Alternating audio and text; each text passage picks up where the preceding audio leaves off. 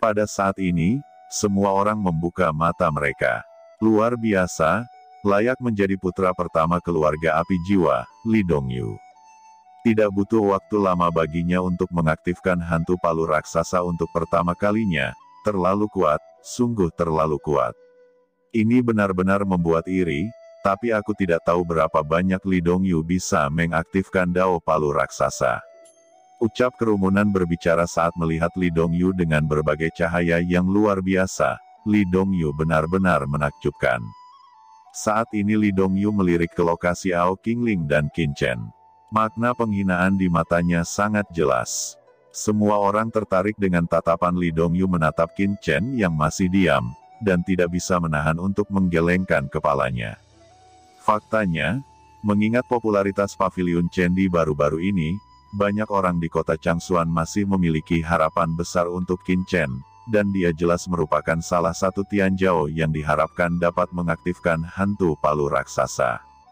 Tapi sekarang, semua orang menggelengkan kepala, dan tentu saja, ada kesenjangan antara dirinya dan Lee Dongyu. Qin Chen datang beberapa hari lebih awal dari Lee Dongyu, tapi Lee Dongyu telah mengaktifkan hantu palu raksasa lebih awal. Orang bisa melihat bahwa jarak antara keduanya adalah bagaikan langit dan bumi. Qin Chen secara alami tidak tahu pikiran di hati semua orang. Bahkan jika dia mengetahuinya, dia tidak akan peduli dan benar-benar tenggelam dalam perasaannya sendiri saat ini. Pada saat ini, hantu palu raksasa menyala lagi. Ini adalah Tuan Muda Sue dari kota Tianyu yang telah mengaktifkan hantu palu raksasa. Kerumunan bergetar, melihat ke atas, dan melihat tubuh Tuan Muda Sue melonjak dengan kilau cahaya. Namun, kilau di tubuhnya lebih gelap daripada Lee Dongyu. Bagaimanapun, dia sudah menjadi master sage bumi. Pembaptisan hantu palu raksasa secara alami tidak seefektif Lee Dongyu. Namun meski begitu, beberapa murid Tianyu di sekitar Tuan Muda Sue masih menunjukkan ekspresi bangga. Ini masih sedikit lebih lambat dari Lee Dongyu. Tuan muda keluarga Sue tidak memiliki ekspresi di wajahnya. Setelah Tuan muda keluarga Sue, Tuan muda dari kota bahasa kuno dan keluarga Gu juga segera mengaktifkan hantu palu raksasa, cahaya dan bayangannya berkabut dan berkilau mekar. Dan setelah itu, orang-orang dengan basis sage bumi lainnya di beberapa kota besar, seperti kota Fengyun dan kota Taixuan juga mulai mengaktifkan hantu palu raksasa satu demi satu. Itu benar-benar spektakuler. Melihat bahwa banyak orang telah mengaktifkan hantu palu raksasa, prajurit lain secara alami tidak berani mengabaikan dan terus merasakan. Ada juga cahaya dan bayangan yang berkedip-kedip di samping Qin Chen. Itu adalah Ao Qingling, keluarga Nona, Ao, yang juga mengaktifkan hantu palu raksasa. Tapi itu jauh lebih lambat dari Lee Dongyu. Dibandingkan dengan seniman bela diri alam suci lainnya, dia adalah yang kedua setelah Lee Dongyu. Luar biasa, Nona Ao, dia memang sosok Tianjiao, dan dapat mengaktifkan hantu palu raksasa dengan begitu cepat. Ucap kerumunan terkejut. Ao Qingling merasakan kekuatan mengerikan mengalir ke tubuhnya. Dalam sekejap, kotoran di tubuhnya disempurnakan, dan tubuhnya menjadi lebih kuat dan lebih keras, seolah-olah dia telah diubah. Ao Qingling lahir di kota Changsuan, dan secara alami tahu lebih baik daripada yang lain tentang warisan hantu palu raksasa. Hatinya terguncang. Kekuatan ini, jauh melampaui kekuatan lainnya, memberinya kejutan yang belum pernah terjadi sebelumnya. Namun, mata semua tertuju pada Qin Chen, yang masih duduk bersila dengan tenang. Qin Chen tidak diragukan lagi adalah kelompok orang pertama yang datang, dan dia juga orang yang kuat di puncak alam suci, dengan basis kultivasi yang luar biasa. Tetapi sekarang, bahkan Nona Ao Qingling, yang beberapa hari lebih lambat darinya, telah mengaktifkan hantu palu raksasa. Sedangkan dia tidak pernah bergerak, yang membuat orang benar-benar malu. Mengapa Nona Qingling menemukan pria seperti itu? Saya pikir dia adalah seseorang yang menantang langit, tetapi sekarang tampaknya dia jauh lebih buruk daripada Lee Dongyu. Ucap semua orang secara tidak sengaja melirik Qin Chen, hanya berpikir bahwa Qin Chen ini benar-benar membosankan, dan duduk di sini dari awal adalah buang-buang waktu. Ketika Ayu Ting-ting mendengar pernyataan ini, dia merasa kesal dan ingin menghadapi mereka, tetapi pada akhirnya dia tidak punya pilihan selain duduk. Ao Qingling juga melirik Qin Chen dengan curiga.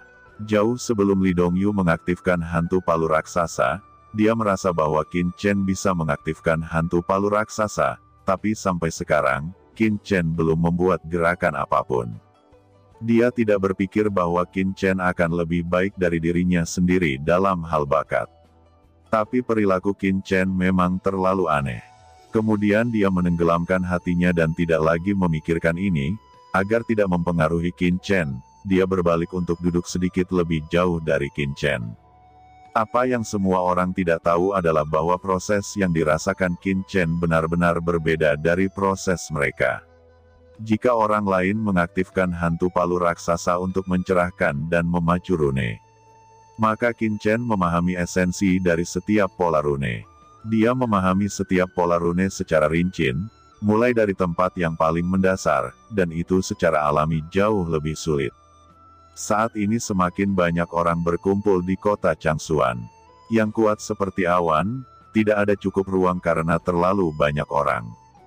Pada saat ini, pelangi cahaya menyapu langit di kejauhan, dan itu adalah Tianjiao terkenal yang datang langsung melintasi langit. Ini adalah sekelompok anak laki-laki dan perempuan, semuanya memancarkan aura yang mengerikan, seperti burung phoenix yang terbang ke langit, mekar dengan cahaya warna-warni.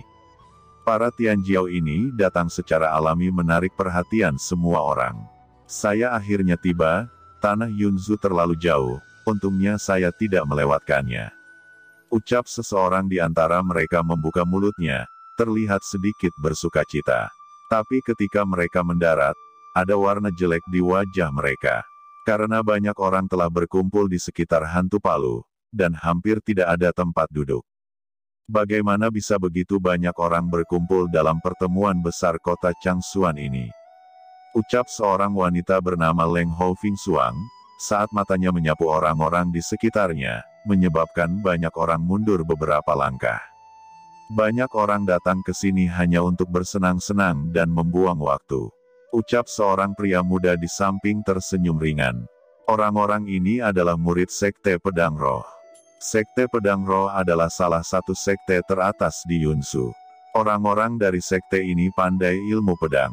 Sebagian besar dari mereka memiliki keterampilan pedang mencapai langit. Kamu siapa? Ucap wanita itu melirik orang lain dan berkata dengan acuh tak acuh. Merupakan suatu kehormatan untuk dapat melihat Tianjiao dari Sekte Pedang Roh dari Mo Xuanlin. Ucap orang itu tersenyum, Sekte Pedang Roh memang layak untuk persahabatan mereka. Meskipun tidak sebagus keluarga api jiwa, itu juga merupakan kekuatan tertinggi tingkat master kota. Wanita arogan dari Sekte Pedang Roh masih terlihat dingin dan sombong, dan dengan tenang berkata, Ding Tian-Tian, adalah kekuatan senjata pemurnian, tempat ini sangat bising, hampir tidak ada ruang terbuka, bisakah kamu memahaminya? Transmisi palu berkomunikasi dengan ketenangan pikiran. Ding Tian-Tian tersenyum pahit. Wanita arogan itu berkata lagi, singkirkan orang-orang bodoh ini, mereka hanya membuang-buang waktu di sini. Ucap wanita itu. Ketika suaranya jatuh, pemuda yang bernama Ding Tian-Tian terkejut. Kemudian dia melihat beberapa anak muda di samping wanita itu, dan tiba-tiba meledak dengan kekuatan pedang yang tak ada habisnya, dan berteriak dengan dingin, kalian semua, segera menyingkir. Begitu pernyataan ini keluar, aura pedang tiba-tiba melonjak antara langit dan bumi, dan aura yang menakjubkan pecah. Kekuatan pedang yang menakutkan langsung mengejutkan banyak orang dan membangunkan semua orang di sekitar mereka. Seseorang melihat pedang kuno yang dibawa oleh orang-orang ini, mau tak mau menunjukkan wajah terkejut. Ini membuat banyak orang di sekitar mereka pucat. Namun, bagaimanapun, masih ada sebagian yang masih tetap duduk diam dan hanya sejumlah kecil orang yang pergi. Ini adalah satu-satunya kesempatan bagi praktisi biasa seperti mereka untuk memasuki alam suci. Siapa yang rela melepaskan kesempatan ini? Sepertinya beberapa orang ingin mati. Ucap wanita itu berkedip. Tiba-tiba, aura pedangnya membubung ke langit. Huff! Yang mulia sangat sombong. Tiba-tiba, dengusan dingin terdengar, dan murid sekte pedang roh tiba-tiba memelototinya. Dia melihat seorang pria muda dengan mata berapi-api. Di matanya, ada pelangi ilahi yang mekar. Sungguh aura yang kuat, ucap para murid dari sekte pedang roh lainnya. Ekspresi mereka sedikit berubah. Itu adalah Li Dongyu yang berbicara. Dari mana Anda berasal? Kami adalah murid dari sekte pedang roh. Kamu berani melawan? Apakah kamu ingin mati? Ucap seorang murid dari sekte pedang roh berteriak dengan dingin, dan aura pembunuh yang mengerikan tiba-tiba muncul di tubuhnya. Berhenti, ucap Yun Qingzu menatap Li Dongyu dengan sungguh-sungguh dan berkata, apakah yang mulia adalah anggota keluarga api jiwa? Nyala api di tubuh Li Dongyu sangat mudah untuk dikenali. Ya, Ben Sao Li Dongyu. Jawab Li Dongyu berkata dengan ringan. Wajah Yun Qingzu juga berubah. Setelah beberapa saat, wanita sombong itu maju dan memberi hormat sambil berkata, ternyata itu adalah Li Dongyu, saya adalah Yun Qingzu. Jika kami menyinggung, mohon maafkan saya. Ucap wanita sombong itu. Ada orang yang berpikir mereka berkuasa di mana-mana. Ini kota Changsuan, bukan sekte pedang rohmu. Ucap Li Dongyu berkata dengan acuh tak acuh, nadanya sangat menghina. Terima kasih atas nasihat Tuan Muda Li Dongyu. Jawab Yun Qingzu berkeringat di dahinya, katanya dengan cerewet. Kemudian Li Dongyu berkata, yang mulia katakan sebelumnya, memang ada benarnya juga. Beberapa orang merasa benar sendiri dan untuk ikut bersenang-senang. Misalnya, orang itu, orang liar yang tidak tahu dari mana, duduk di sana sepanjang waktu, sekarang beberapa hari telah berlalu, masih tidak ada gerakan sama sekali, seolah-olah dia benar-benar dapat mengaktifkan warisan palu raksasa. Ucap Li Dongyu memandang Qin Chen di antara kerumunan, dan itu segera menjadi menarik perhatian. Yun Qingzu berkata, orang-orang yang menyia-nyiakan sumber daya ini secara alami harus diusir. Ucap wanita arogan Yun Qingzu mencibir. Kakak senior, biarkan aku datang. Ucap pria di sebelahnya. Melihat Qin Chen masih duduk bersila sampai sekarang, cahaya dingin melintas di matanya, dia berjalan menuju Qin Chen. Momentum kekerasan mekar secara langsung. Qin Chen berada pada saat yang kritis saat ini. Dia samar-samar menemukan kekuatan hantu palu yang tak terlihat itu. Ribuan rune tak terlihat tampaknya mengalir. Qin Chen tidak merasa ada gangguan dari luar, bahkan pria itu telah menekan dengan kekuatan tirani dan melangkah ke arahnya. Qin Chen tampaknya tidak menyadarinya. Dalam kesadarannya, rune tak berujung tampaknya menyatu, mengalir di hantu palu raksasa, dan tampaknya ada suara menderu dalam kesadarannya, menyebabkan tubuh Qin Chen bergetar tiba-tiba, kesadarannya seolah memasuki palu raksasa. Pada saat yang sama, Qin Chen juga merasakan seolah-olah dia dapat dengan mudah mengaktifkan hantu palu raksasa hanya dengan satu pikiran. Perasaan ini begitu misterius sehingga Qin Chen tidak ingin bangun darinya. Namun, di mata pemuda itu, getaran tubuh Qin Chen disebabkan oleh kekuatannya yang begitu kuat. Apa yang ingin kamu lakukan? Merasakan datangnya musuh, Ayu Tingting berdiri dan berteriak dengan dingin, mencoba menghadang pria itu. Pemuda itu mengguncang tubuhnya, dan tiba-tiba muncul di depan Qin Tingting.